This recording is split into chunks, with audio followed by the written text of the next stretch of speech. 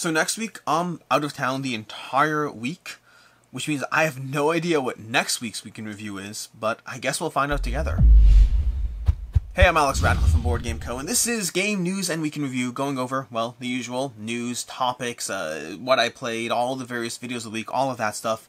But first, a word from our sponsor, GameFound. GameFound is sponsoring this week's video, in which we're talking about Amun-Re. Amun-Re from Alley Cat Games, currently over on GameFound, with a 42,000 euro raise, 658 backers. This is bringing back the classic Reign of Knizia game that's gone through a few printings now so far, and this particular printing comes with the art of Vincent Dutray, comes from 20th Century Games, comes from Alley Cat Games, like I mentioned already, and comes with a bunch of expansions as well in this deluxe edition. I'm going to throw a link down below, make sure to click on that so they know I sent you, and check out Amun-Re over on GameFound.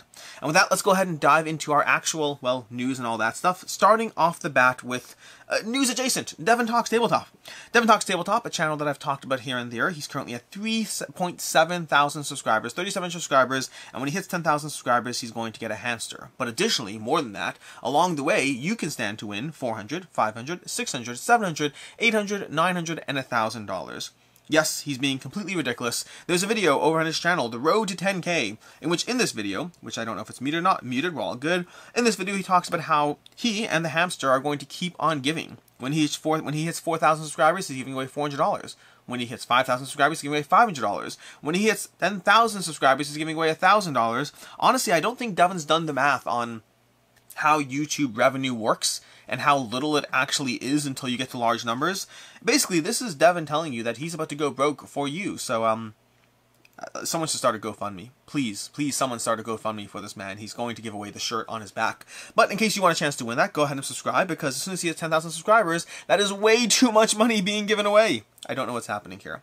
Anyways, moving on from there, we have Ghost Galaxy. Ghost Galaxy, started by I believe the previous owner of what's it called, Fantasy Flight, if I'm not mistaken. I think Peterson, is that his name? I don't remember his name. Ghost Galaxy, Christian T. Peterson, the founder of Fantasy Flight, but he currently has his own company, and he's buying Keyforge back with plans to revive the system. Keyforge is a game from Fantasy Flight that they had a problem with the algorithm, and they stopped making these decks after they sold way too many decks, and then they're like, hey, by the way, algorithm's kind of broken, so, it is what it is now, and that's fine. I understand that. Technology is hard and complicated, but Ghost Galaxy is going to be bringing back Keyforge in some way, shape, or form. Don't know the details past that.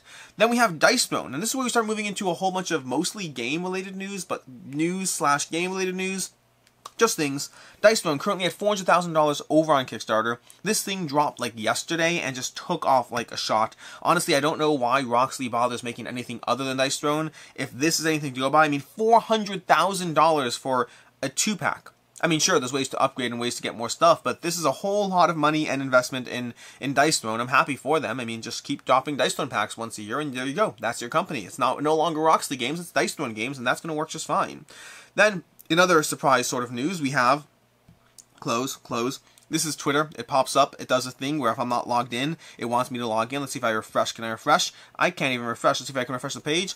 We got a tweet over here from Colossal Games where, nope, it makes me want to log in. We're not going to be able to see the screen over there. Basically, they have terrain. They have the Rural Legends Mountain Range and Messes from Drina Creative. I'll have a link down below.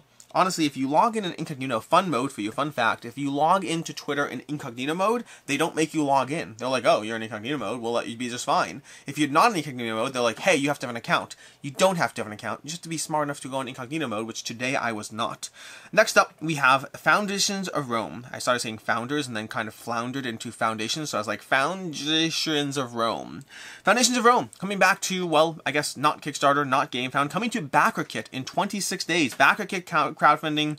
We're going to have the second printing of Foundations of Rome with the Roads of Fortune expansion. Control the borders of Rome to gain power and influence. I know nothing about the expansion, but I really hope that it fits in that box. I would be so disappointed if the expansion to this giant big box that is so well designed, if they're like, doesn't really fit in. How does it fit in when the box looks like that? I have no idea. Oh, it says, but I'm so blind. Fits in the core box. It says so. They got me covered. They got me covered. Also means they can't have any expansions ever in the future whatsoever. So thanks for that, Arcane Wonders. Appreciate that. But Foundations of Rome, great game. I've had a lot of content on it. I think it's an amazing experience. I don't know anything about the Roads of Fortune expansion. I guarantee you don't need it. I guarantee you I'm probably going to get it. But that's Foundations of Rome in 26 days coming to BackerKit. Then we have Bet on Battling Robots in Atlantic Robot League game. I don't have a picture of the game over here, but WizKids has a new tabletop game where you're going to be betting on the results of giant, epic, sprawling battles between robots, and then, of course, as it goes in betting games, trying to influence the results of said battles. Think of it as Camel Up, or any other game with betting on sides and hoping. Dogs of War, things like that. There's lots of games out there. This is the Robot Battler where you can bet on the results of the robot battle. Then we have Furnace Interbellum. Furnace Interbellum coming again from Arcane Wonders. Another Arcane Wonders release over here. This is an expansion to Furnace, which is awesome because if you watch my review of Furnace, I basically say, Furnace is delightful. I love it. It's great. It's excellent. Also, I don't know whether it holds up 15, 20 plays down the road, unless it's an expansion. I wanted an expansion for Furnace from the first time I played it. I think Furnace is great. I think it's very tight, but it's the kind of thing that makes me feel like an expansion would be helpful.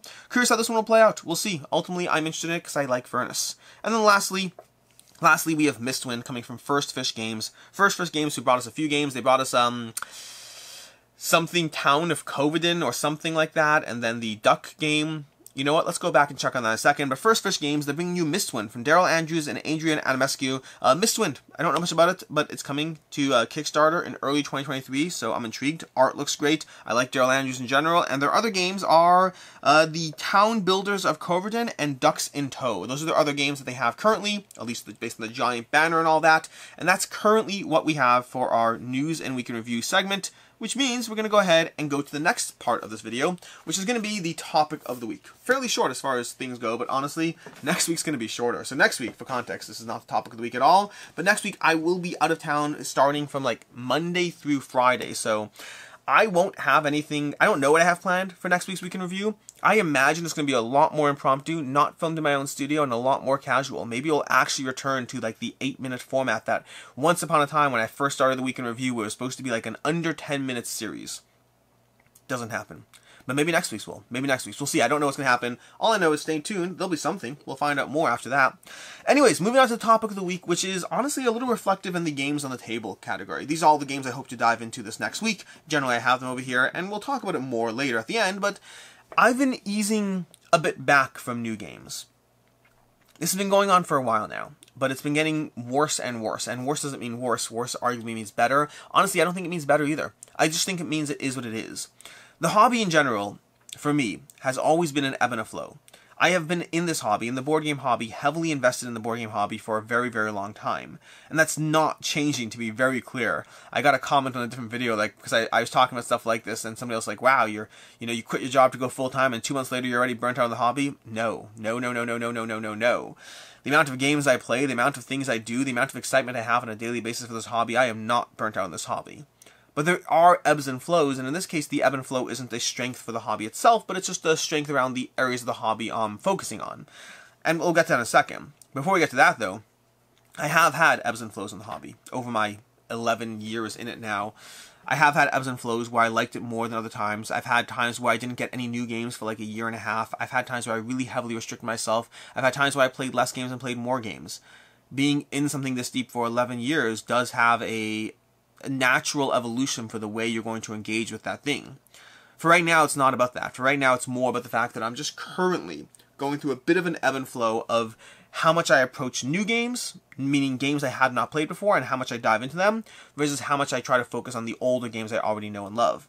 I started off this year, and it's something I'm still doing, and I still plan on doing it, but I started off this year with a game-a-day challenge, where I was going to play a new game every single day for the whole year, or at least until I ran out of games to play. I haven't run out of games to play. New games keep coming in. I keep getting prototypes and Kickstarters I backed and games I get and all these things, review copies, whatever it is. I've made a decent dent in the number of unplayed games I had in my collection, but I still have plenty of games to play and they're still coming in. But part of this new game-a-day challenge, I think it was a combination of a few things for me. Part of it is I played a new game every single day. We're currently in, I don't know where you're, I know where we are, but I'm most of the way through July as far as my challenge goes. So that's roughly, what is that? 210 new games I've played this year so far, new to me. Now it does include expansions. If I played an expansion, I do count that. But that's 210 new sets of rules and implementations and playing those games, which is a lot, frankly. I still do a lot of things, and for the vast majority of this time, I still had a day job and still had other distractions, and so it is a lot. I'm okay with it, but it certainly has impacted a degree to like how much new stuff I'm taking on, and I still like playing new games, don't get me wrong. But then you combine that with the fact that recently, over the past month now, I've heavily been diving into Twitch. More than a month, 6 weeks, whatever it is. I've been heavily diving into Twitch and spending a lot of time on Twitch, and part of what I do on Twitch is play more of the repeated games. So I'm playing a lot of Gloomhaven, I'm playing a lot of Resident Evil, I'm playing a lot of Cthulhu Left May Die. I'm diving into the same games more now than I did in the past, repeating some of the plays. I've also, having gone full-time, I started up my game group in a way that hadn't fully been active since before COVID. COVID hit, I started doing content creation, and I started focusing on, well, all the stuff that goes along with content creation, including playing games. And so my game group, which used to, for 8 years, my game group was a regular every single Thursday night, every single week for 8 years. And then when COVID hit, it just kind of stopped. And then it kind of, when the world opened up, when people got vaccines and all that stuff, we kind of intermittently started up here and there, but it would be kind of like every 3 to 5 weeks it would show up. And now we're finally back to having it back in the rotation of if it's coming back, and that means playing the older games, because most of my game group, shockingly enough, likes playing certain favorites. And so more and more, over the past month or so, two things have happened simultaneously. I've played a ton of new games this year, and I've been playing and diving into a lot of my repeated favorites and enjoying them a lot. Getting plays of Brass, getting plays of Terraforming Mars, getting plays of Castle of Burgundy, getting plays of Dune Imperium, of Lost Ruins of Arnak, diving in to some of the games that I really, really love. And that means that there's a balance, because as much as I have time for a certain number of things, there's a limited amount of time I do have. A limited amount of different games I want to play in any given week, a limited amount of games I can cover. And so more and more I've been saying no to new games. Again, it started months ago. The process of slowly trying to ease back on how many new games I say yes to. When a Kickstarter when a company reaches out saying they're launching a Kickstarter and they're like, hey, we'd love for you to cover our game. When a retailer says, not retailer, when a publisher, I can't get my words right. When a publisher reaches out and says, hey, here's like 3 new releases we'd love you to cover.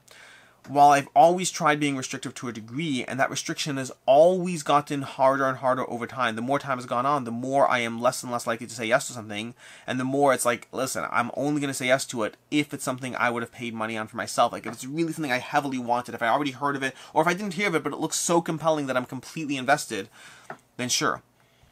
But I would say over the past month, I've further dialed back down those ratchets as far as they can go, really heavily trying to say no to as many things as possible. Not because I don't want to cover them, but because I recognize that there's a limited amount of time in my life.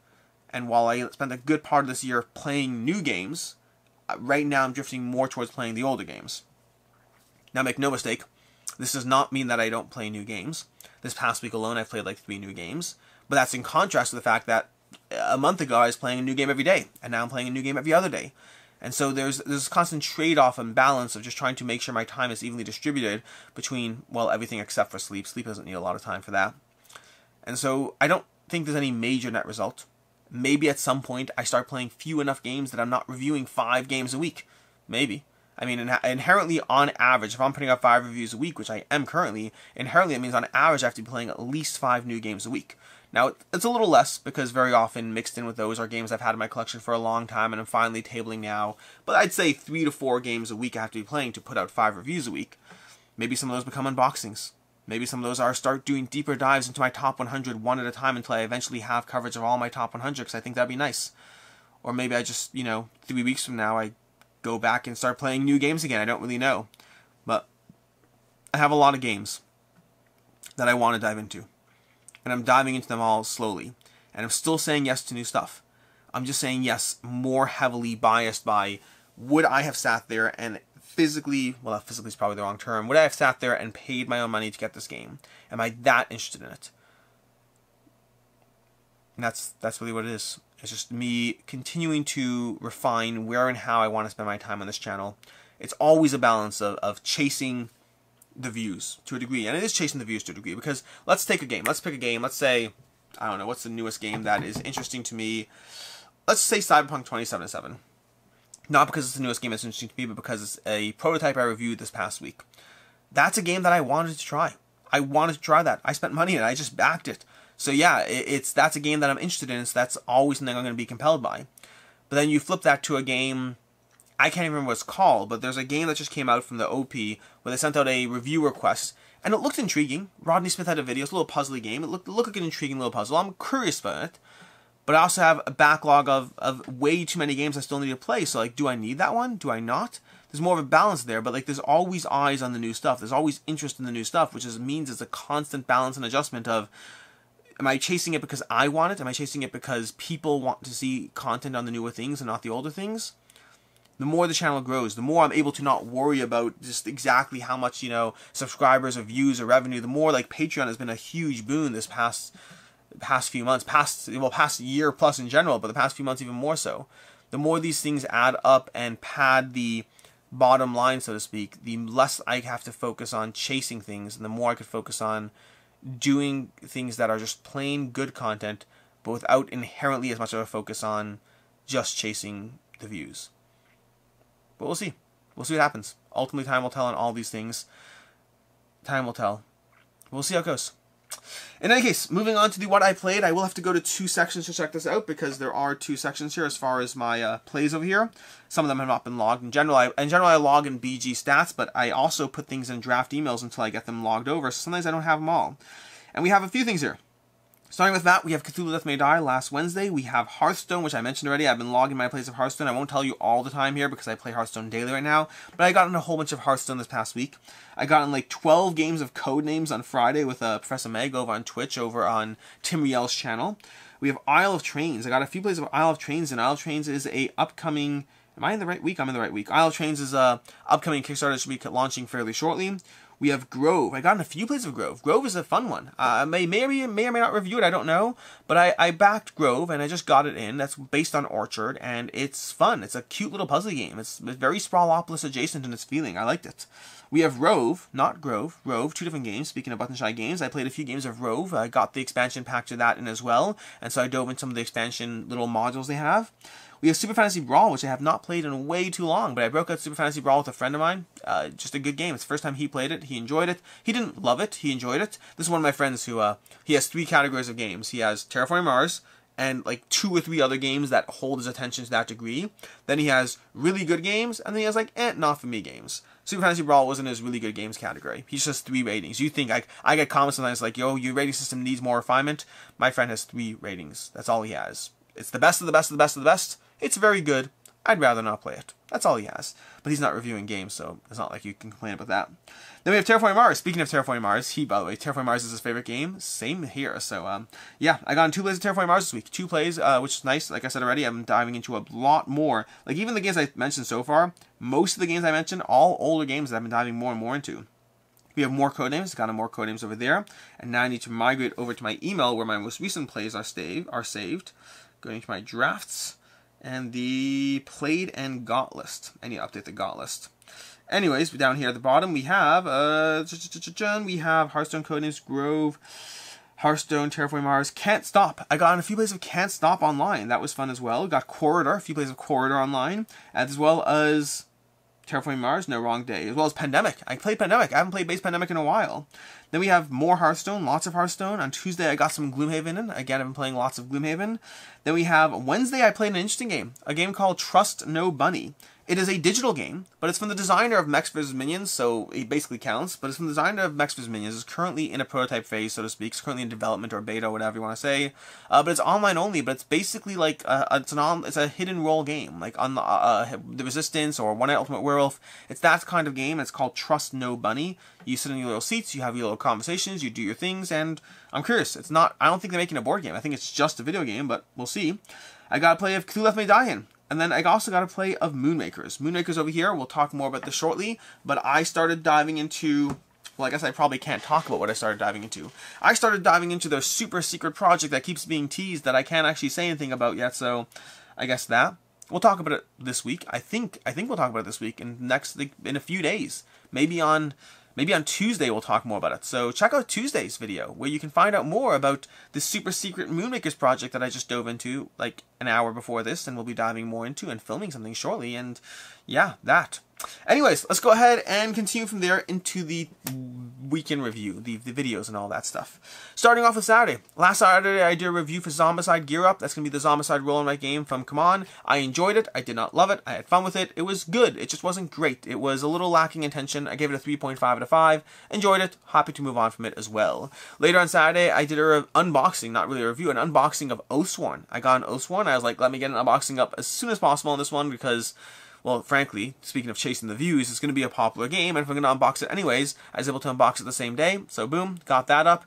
Bad news, they didn't actually send me the stuff that I was supposed to have, so there'll be a second follow-up unboxing where I go over the extra stuff that I didn't get until now. I mean, I have it now. I don't know when it shows up, but there'll be a super secret unboxing at some point in some way, shape, or form. On Sunday we had Cyberpunk 2077 review. That one's a fun one. Why is it a fun one, you ask, Alex? Because it has a 9% dislike ratio on the video just for existing. I don't know all people's reasons on different things, but like in the review, I mean, like I didn't see a lot of commentary on like different aspects as to why people are upset, but in general, people hate Come On right now. That hate carries over into my videos where I talk about things, and people are like, it doesn't just carry over, Alex. Not that you talked about it, it's that you defended them, you corporate shill. Sure, okay. But Cyberpunk 2077, I think it's a great game. I think the strongest reason why I think it's going to stay in my collection for right now is because it gives me a very solid gameplay experience, area control experience, and it does so in generally an hour, like 70 to 80 minutes tops right now. It's very under an hour and a half, just over an hour consistently, and so far I'm very intrigued by that. I like it a lot. I'll give more of a final opinion at some point. This is definitely a prototype review and definitely all those caveats and all that stuff, but I really enjoy it. Take that for what you will, or just write it off as whatever. Then on Monday we had 2 back or not to back, going over all the campaigns. It was been a few. No, I didn't do it last week, but I did a 2 back or not to back the week before. But we're still alternating, still playing that game. I think we have a 2 back or not to back this coming week. I don't know for sure. Time will tell on that one, but we'll see. In general, I do the 2 back or not to backs. I aim for at a minimum every other week. Ideally, I do every week, but if there's 4 campaigns, I'm not going to do a full dedicated 2 back and not to back on 4 campaigns, so there is that. But there'll always be something Kickstarter adjacent on Mondays. But that was this past week. A whole bunch of campaigns, only a few I'm actually backing because I'm trying to have self-control. This goes back to the whole cutting back on new games. That applies to the things I'm buying, it applies to the things I'm saying no to cover, it applies to review copies, it applies to absolutely everything. I'm trying to be more restrictive, not for a lack of interest, just for some degree of controlled interest. On Tuesday I had a review for Leviathan's Wild. That's a fun game, upcoming Kickstarter at some point in some way. But Leviathan's Wild, basically it's a cooperative game of trying to take down the crystals on the Leviathan's back. A fun little puzzly management system, but you can check that out. I gave that one a 3.5. Potential to grow. I like the development of it. I just don't know exactly where it ends up totally yet. Then on Tuesday again, we had a review for Lost Ones from Greenbrier Games. Gave this one a 3 out of 5. I didn't love it. I thought it was totally fine. It's basically just exploring around, but in a way that the exploration wasn't as rewarding as I would like. It was fine. I enjoyed myself, but also I won't miss it. And then lastly on Tuesday, we had a review for Magnate for Cities. Another 3.5 over here. This is an interesting one because the core gameplay is easily a 4+, but then I personally find, and there's actually an interesting comment you should read from Dan from the Game Boy Geek, Dan the Game Boy Geek, on my video. Apparently it's one of his favorite games, and he has a whole lot more to say about it. From my stance, from having played it a few times, it just seems like that it really strongly comes down to a single decision of luck. And if that luck doesn't work, not even luck, statistical probability. And you should always play based on the stats. But if you don't, if you play, you can play according to the stats and lose because it just didn't go out the way it's supposed to go. So I like Magnate for Cities a lot, but I found that it's almost more of an experiential aspect than a full-blown strategy game, although, again, I'm sure people will disagree with that. On Wednesday we had Chip Theory Games. We had a few things, actually. Wednesday is generally a 2-video day. I generally do a live video on Wednesday, and this live video was a fun one. I might try to do more stuff like this, but I did a live interview with Josh Wilgus from Chip Theory Games. We're talking about the nature of the shipping. Again, it's a conversation that will keep coming up, but talking about, you know, Chip Theory Games' stance on things. All too often, they are held and touted as like, wow, well, Chip Theory Games can ship for $10, why can't you?